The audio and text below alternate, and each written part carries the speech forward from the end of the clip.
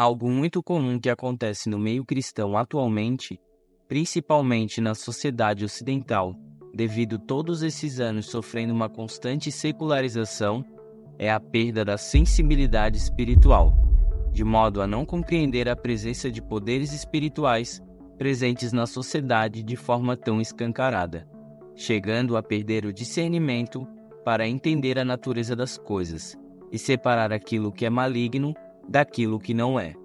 Existem dois erros que são clássicos na religião cristã. Trata-se das pessoas que espiritualizam tudo e, em contrapartida, as outras que não espiritualizam nada.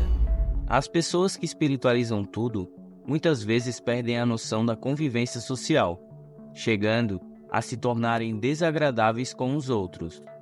São pessoas que podem ser convidadas a ir à casa de alguém, mas acabam alegando, por exemplo, que o anfitrião da residência estaria supostamente cultuando demônios apenas por terem visto alguma cortina ou tapete vermelho ao chegarem no local.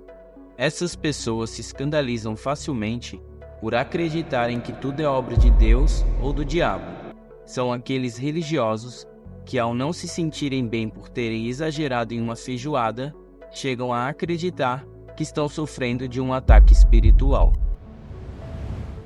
O cristão dificilmente é compreendido pelo mundo, e ao agir dessa maneira, de forma pouco racional, sem considerar as inúmeras variáveis que envolvem as situações, afastam pessoas ainda mais de entenderem os nossos ideais.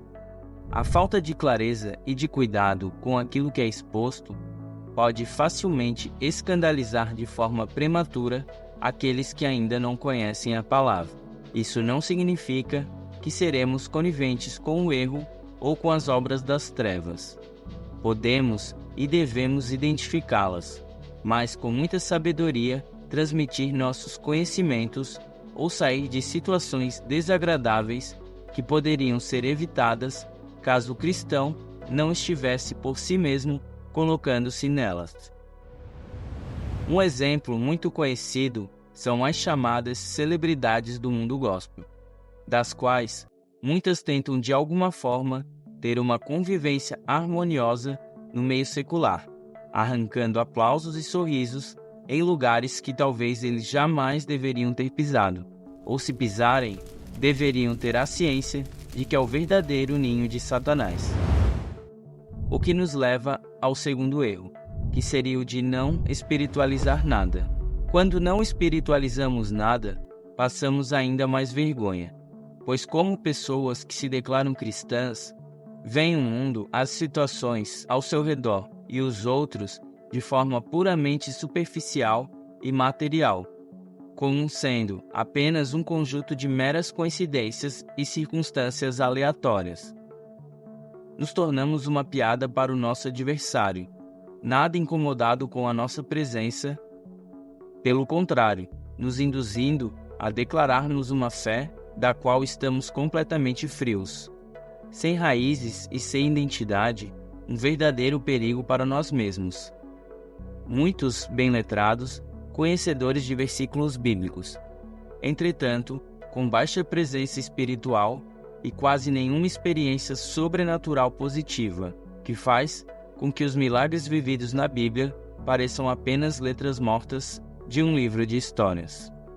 No caso dos artistas gospel, alguns tiveram participações tímidas na chamada Rede Globo de televisão, participando de programas de auditórios e tentando pertencer de alguma forma como um peixe fora d'água para serem aceitos como não radicais, e até sendo considerados pessoas legais, tolerantes a todo tipo de visão e ideologia, ou seja, um completo desastre. Uma coisa que temos que ter em mente é saber conviver com todos aqueles que estão à nossa volta. Entretanto, vigiar para não cair na rota dos escarnecedores, onde possivelmente seremos uma presa fácil caso estejamos em busca de aprovação social. Vós sois o sal da terra, e se o sal perder a sua propriedade, como que há de salgar? Para nada mais presta, senão para ser lançado fora e ser pisado pelos homens. Mateus 5,13. O sal que hoje é utilizado para temperar os alimentos, no passado, quando não se havia geladeira, era utilizado basicamente para conservar os alimentos. Essa era sua principal função. Inclusive, os pagamentos eram feitos em sal, tamanha sua importância, de onde se derivou a palavra salário. Ao nos comparar com o sal dessa terra, não significa que devemos temperar esse mundo, mas sim conservar. E conservar o quê? Os valores contidos na palavra de Deus. A Bíblia nos revela a constante batalha espiritual que temos vivido nos tempos de hoje. E enquanto Cristo, que é o nosso general maior, não nos resgata, devemos manter a clareza da nossa identidade e a clareza da realidade espiritual a qual estamos submetidos, onde um deslize qualquer pode ser fatal. Muito se é pregado nas igrejas sobre o perdão de Deus, e de fato, Ele nos perdoa das nossas inúmeras faltas mediante o nosso arrependimento verdadeiro. Entretanto, nos expor com facilidade para o inimigo das nossas almas não é nada sábio da nossa parte. Quando Cristo nos tira a algema que havia em nossos braços, não é sábio colocarmos novamente. Infelizmente, é comum as pessoas brincarem com o pecado, contando com a misericórdia divina para aliviar depois a nossa culpa. Mas isso é total desconhecimento da realidade a qual nos encontramos, pois, em uma guerra com um inimigo feroz, em que há dardos inflamados, pessoas ainda acreditam estarem brincando de paintball, ou que o inimigo utilizará balas de festim para não nos machucar. Isto é um sério e perigoso engano. Como diz as Escrituras, em Oséias 4:6, meu povo perece por falta de conhecimento. Existe uma frase de um livro conhecido chamado A Arte da Guerra, que diz: conheces teu inimigo e conhece-te a ti mesmo. Se tiveres 100 combates a travar, 100 vezes serás vitorioso. Se ignoras teu inimigo e conheces a ti mesmo, tuas chances de perder e de ganhar serão idênticas. Se ignoras ao mesmo tempo teu inimigo e a ti mesmo, só contarás teus combates por tuas derrotas. O autoconhecimento, que apesar de nos considerar filhos do Altíssimo, deve reconhecer nossas limitações e fraquezas, ao invés de subestimá-las. Uma natureza caída, inclinada ao pecado e com o coração enganoso, é assim que a Bíblia se refere a nós, meros mortais e criaturas carnais, submetidos à tentação, como ensina nosso Mestre em Mateus 26:41. Vigiai e orai para que não entreis em tentação. O espírito, na verdade, está pronto, mas a carne é fraca. Neste versículo, note que a vigilância vem antes mesmo da oração. É o que deveria acontecer, por exemplo, a um pastor casado antes de resolver discipular uma jovem a sós, ou uma mulher ao se vestir de forma provocante e sensual, quando não se tem a intenção de seduzir ninguém. Alguns meios aos quais estamos inseridos nos propiciam e até mesmo podem nos incentivar a fazermos coisas que normalmente não faríamos caso não estivéssemos ali.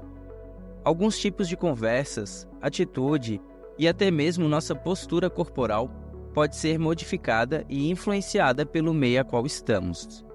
Logo entramos no segundo conceito abordado pelo livro, que seria conhecer o inimigo.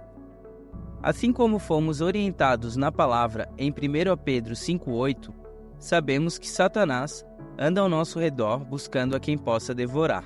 Ou seja, não é sábio da nossa parte não levar esse importante alerta na brincadeira.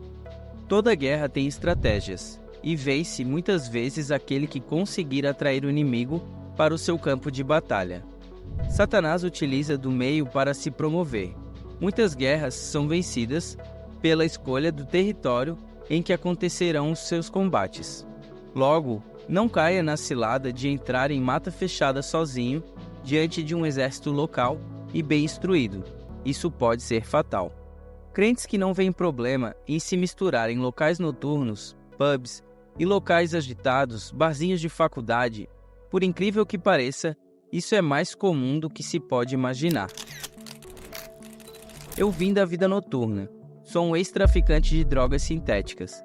Vivi na noite, e louvado seja o Altíssimo, hoje sou um homem reciclado. Posso afirmar, a escolha e a ambiência influencia completamente nossas atitudes. Manipulamos e somos ao mesmo tempo manipulados.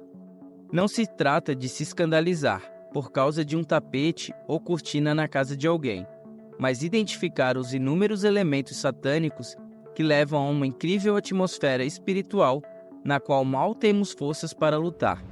Falarei aqui, por exemplo, das festas eletrônicas, por se tratarem de uma realidade na qual eu costumava viver. A grande maioria dessas festas, com seus inúmeros símbolos místicos, são invocações espirituais, que homenageiam inúmeras entidades, tanto hinduístas quanto entidades do paganismo, a divinização da natureza e a abertura de portais envolvidos pelo espírito da loucura. Alucinações são comuns nessas festas, e há uma grande dopamina liberada pelo corpo.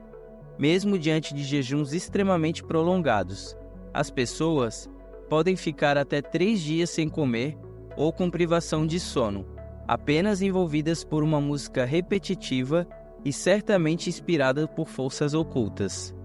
Evidentemente, isso não é saudável, e os dias seguintes são cobertos por uma enorme ressaca moral. Eu costumava frequentar uma casa na região de Balneário Camboriú, chamado Warung. O que acontece neste clube é um verdadeiro culto ao diabo. De fato, se você pesquisar, irá descobrir que as pessoas chamam este local de templo, e que o seu maior símbolo é o dragão, figura esta considerada pela Bíblia como a tipologia de Satanás. Este é o local onde o submundo da prostituição e das drogas aparece em forma de glamour e ostentação. O local é consagrado com muitas estátuas e a energia do local é proveniente de um ritual prolongado ao som de música eletrônica e adoração ao sol.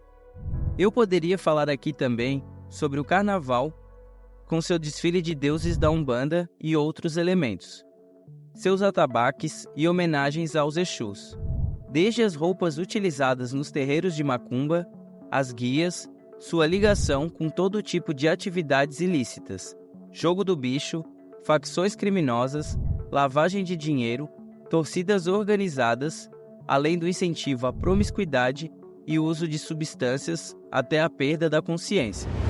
Quando um cristão declarado aceita participar de alguma maneira desta Babilônia, está cometendo uma violência contra sua alma, tamanha opressão e peso espiritual nesses ambientes. E se uma pessoa acredita que estará indo com o intuito de evangelizar, cuidado. É mais provável que seja uma cilada promovida pelo inimigo com o objetivo de fazer o cristão tropeçar do que qualquer outra coisa. Imagine que o cristão tem um ano inteiro para falar sobre o amor de Deus e sobre o plano da salvação. Não precisa se expor dessa maneira, fazendo frente a tantas entidades ao mesmo tempo. Lembre-se, antes de salvar os outros, salve a si mesmo. Aqui cabe discernimento. E ouvi outra voz do céu que dizia: Sai dela, povo meu, para que não sejas participante dos seus pecados, e para que não incorras nas suas pragas. Apocalipse 18. E você? Acredita que a solução está na moderação e no equilíbrio? Você é daquele que vê problema em tudo ou é aquele que não vê problema em nada? Deixe o seu comentário aqui abaixo. Quero saber a sua opinião.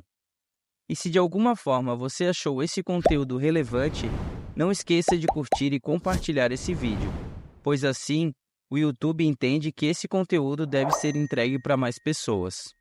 Obrigado.